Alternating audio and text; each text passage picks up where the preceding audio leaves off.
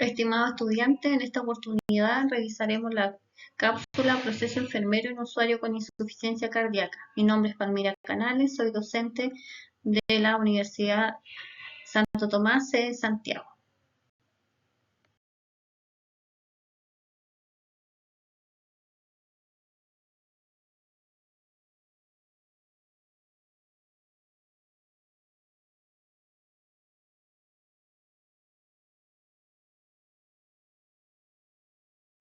¿Cómo se define insuficiencia cardíaca? Acá la definición sigue dando relevancia a la fracción de eyección del ventrículo izquierdo o BEFI y hablamos de insuficiencia cardíaca cuando un usuario tiene una BEFI menor al 60% determinado en un ecocardiograma.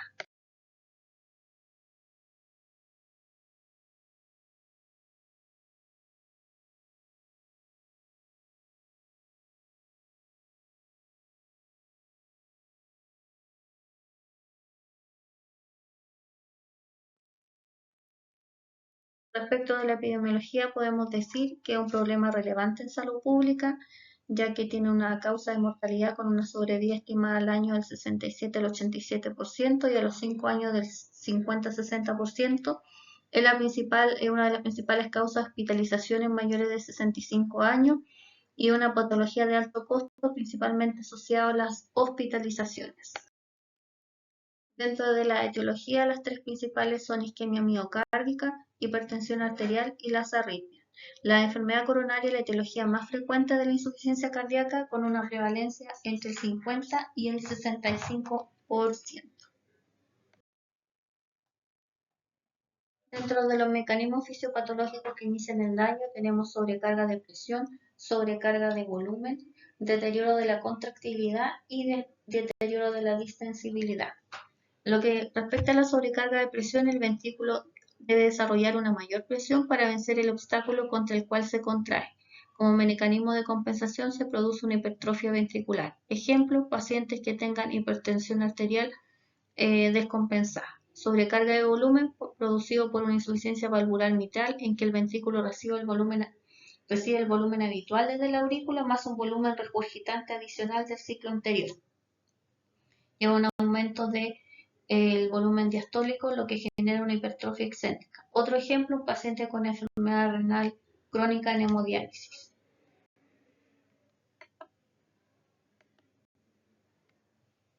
En lo que respecta al deterioro de la contractilidad producida por un déficit primario de la capacidad contráctil del corazón. Esto habitualmente se produce cuando hay un ejemplo, muerte de músculo cardíaco, donde el resto del corazón tiene que suplir el músculo cardíaco faltante, generando un deterioro de la contractilidad. La principal causa es el síndrome coronario agudo.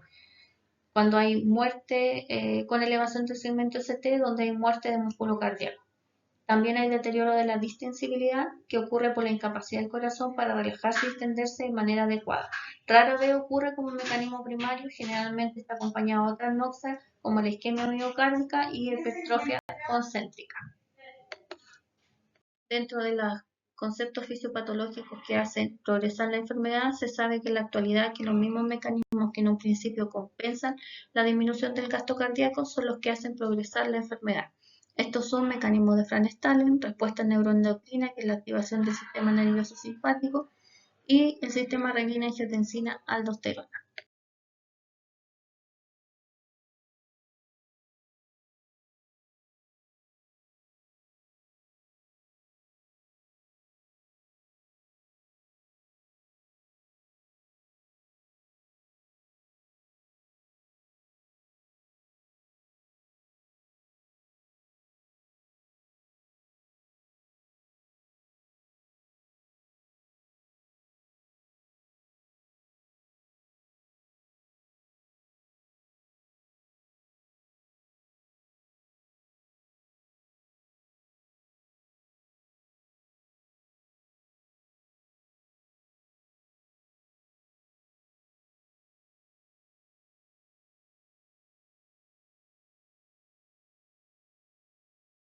Dentro de los diagnósticos tenemos electrocardiograma, que habitualmente debería ser anormal en caso de pacientes con insuficiencia cardíaca, el péptido natriurético que nos va a mostrar una sobrecarga de este corazón, otros exámenes de laboratorio como determinación de nitrógeno ureico, creatinina, hemograma, función hepática y tiroidea para diferenciar de otras patologías que pudiera estar cursando el paciente.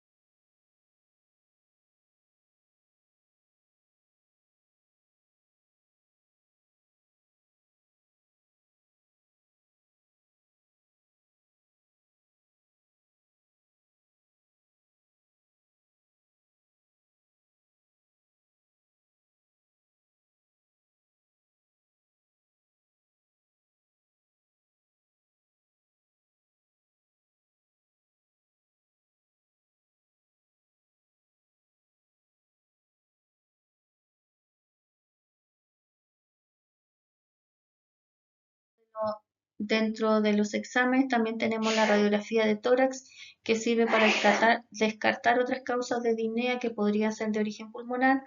La radiografía de tórax nos muestra la silueta cardíaca que nos podría mostrar una cardiomegalia.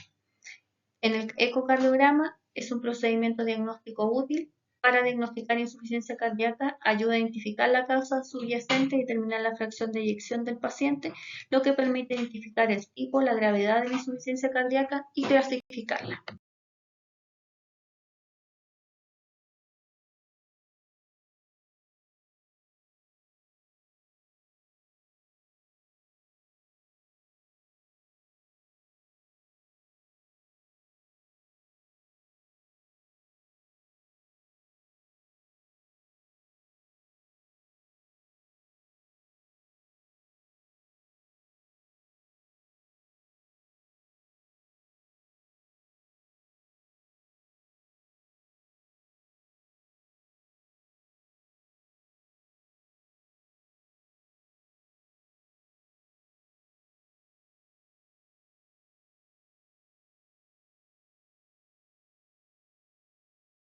Dentro de las nuevas clasificaciones, estadios de la insuficiencia cardíaca, encontramos 4 estadios. En riesgo, que son personas que no tienen daño cardíaco, pero sí tienen diagnóstico de hipertensión o diabetes. Preinsuficiencia cardíaca, donde son usuarios que tienen daño ya cardíaco, pero no tienen sintomatología. Puede haber una enfermedad estructural, función cardíaca normal o elevación del BNP o de las troponinas cardíacas. Estadio C, cuando el paciente ya tiene signo y síntoma y además tiene un trabajo, es decir, una alteración estructural. Y insuficiencia cardíaca avanzada son pacientes que ya con daño severo que tienen sintomatología en reposo.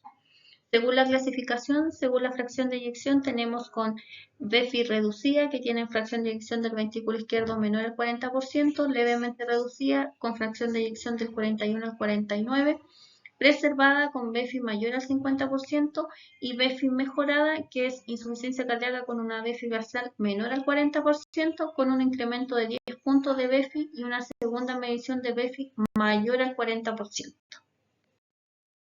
¿Cuál es el tratamiento farmacológico ambulatorio recomendado por la guía 2023 de insuficiencia cardíaca? Pacientes con estadio A. Es clave prevenir el desarrollo de la insuficiencia cardíaca con inhibidores del cotransportador 2 sodio glucosa, como la empaglifosina, que está en uso en nuestro país, sobre todo en pacientes con diabetes mellitus y riesgo cardiovascular. En estadio B, uso de YECA beta bloqueadores, nivel de evidencia 1A.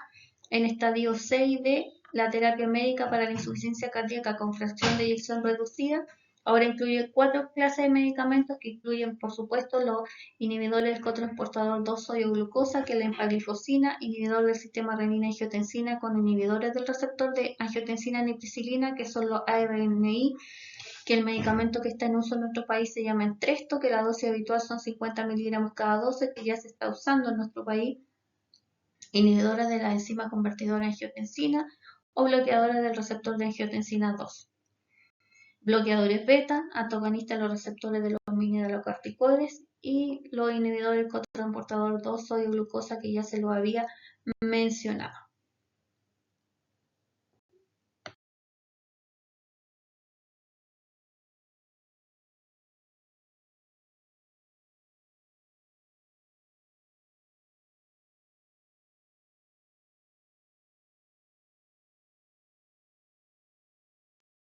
Dentro de los principales cuidados de enfermería en un paciente con insuficiencia cardíaca tenemos mantener durante todo el turno al usuario en reposo absoluto durante la descompensación por TENS y enfermera, ya cuando pueda tolerar un reposo relativo asistido. Mantener durante todo el turno en posición Fowler o Fowler, que va a facilitar la expansión pulmonar por TENS y enfermera. Pesar diariamente a las 7 m por TENS en caso de que la condición clínica lo permita, si la cama cuenta con pesa, hacerlo cuando esté acostado. ¿Por qué? Porque si evaluamos la ganancia de agua. Control de signos vitales cada 4 a 6 horas. Por TENS, avisar en caso de PAM menor a 60, sistólica menor a 90 y diastólica menor a 60 y saturación menor a 92. Administrar oxigenoterapia al usuario por enfermera para mantener una saturación mayor al 92% según indicación médica.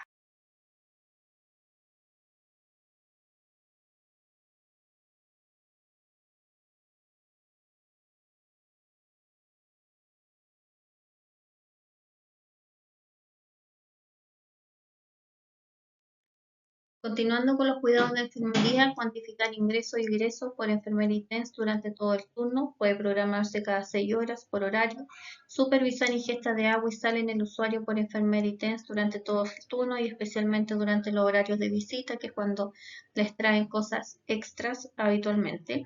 Explicar al usuario la importancia de cumplir con el régimen indicado por la enfermera durante la visita a enfermería y también explicar a la familia. Balance hídrico cada 6 horas o 12 según condición clínica. Los horarios del balance hídrico son 7, 13, 19, 01 o 7, 19 en caso de que sea cada 12. O también puede ser 6, 12, 18, 00 o a las 6 y a las 18 horas. Siempre es antes del cambio de turno. No puede ser a las 9 y a las 21. Valorar edema en extremidades cada 6 horas por enfermera. Sugerir toma de gases arteriales en caso de edema huevo pulmón para evaluar el intercambio gaseoso en el paciente.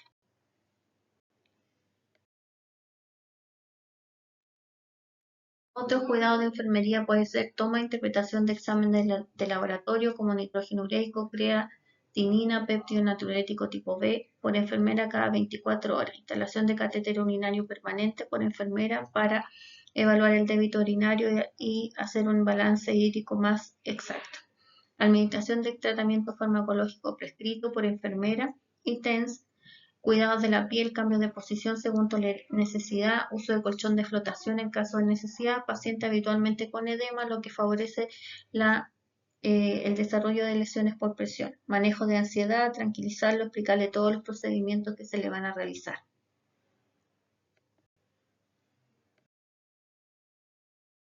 Como preguntas finales, ¿qué aprendí de nuevo hoy? ¿Qué no entendí tanto que debo volver a repasar o preguntarle a mi docente? ¿Qué contenido que había revisado ya en otra asignatura se volvió a revisar en esta clase? Y como pregunta, ¿cuáles son los mecanismos fisiopatológicos que inician el daño y cuáles son los mecanismos fisiopatológicos que hacen progresar la enfermedad?